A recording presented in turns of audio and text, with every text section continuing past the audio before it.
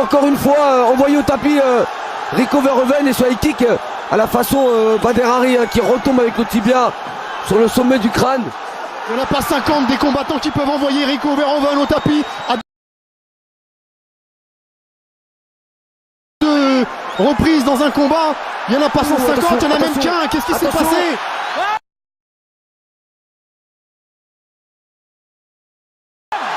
Oh non, me dites pas qu'il s'est blessé. Oh, ça serait catastrophique. Ne me dites pas qu'il s'est blessé. Oh là là. Oh, c'est pas vrai, après le bras, c'est la jambe. On va attendre le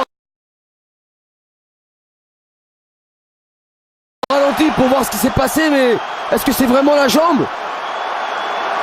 Qu'est-ce qui s'est passé encore? Voilà ce qui pourrait nous amener vers encore une opposition entre ces deux hommes et encore plus aujourd'hui qu'hier. Ah, apparemment, visiblement, c'est la jambe gauche au niveau de la cheville. Ah, il y a de quoi rager, bien sûr, il y a de quoi rager pour Bader Hari. Regardez la classe quand même de Rico Verhoeven. Ah ouais, mais là il peut que reconnaître, il a eu face à lui un très très bon Bader Hari qui a réussi à le mettre en difficulté avec le très bon travail en anglaise, la seconde reprise avec ce high kick. C'est peut-être ce high kick qui a causé cette blessure. Hein. Peut-être en reculant. Même en tapant au niveau du crâne.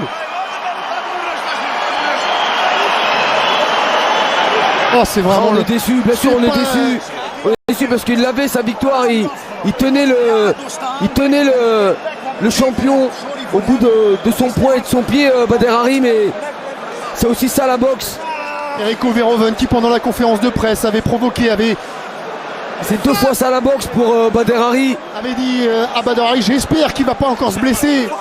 Mais c'était avant le combat, ça faisait partie de la promotion, ça faisait partie de ce qu'il faut faire pour vendre un combat. Ouais, vous avez raison. C'est peut-être ce pied qui vient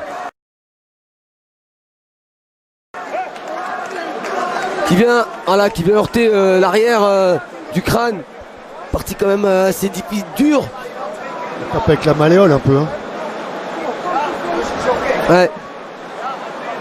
Et peut-être il y a aussi ce coup de pied avec le talon. Plutôt là. Hein.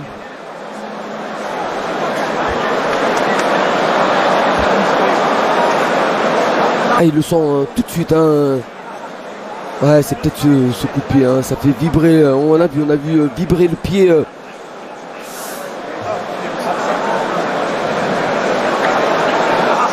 Ah, c'était le pire des scénarios possibles. Après la première rencontre qui avait fini de la même façon, on voulait un gagnant clair et net. Encore plus après ces deux reprises où on a eu vraiment comme au premier combat, Kamel, un très grand combat, un bon niveau des deux côtés, un Bader Hari efficace. Oh, la peine de Bader Hari, elle est communicative vraiment. Parce que franchement, il est en train de faire un super combat. Et combien de temps il va falloir maintenant pour le retrouver sur un ring? Et ça nous frustre, ça nous prive forcément d'un dénouement sportif.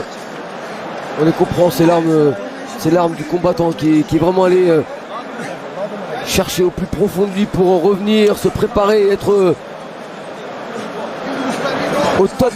Le jour du combat, il était au top, Bader Hari, il n'y a aucun doute. Il avait de la puissance dans les poings, de la puissance dans les jambes. Il avait vraiment bien débuté ce combat. Bon, voilà toute la cruauté de ce sport, Kamel. Des mois, des années de souffrance, de sacrifice, de privation, d'investissement pour qu'une blessure ruine totalement un rêve. Et lui, il n'a rien à se reprocher, hein, ce garçon. Rien.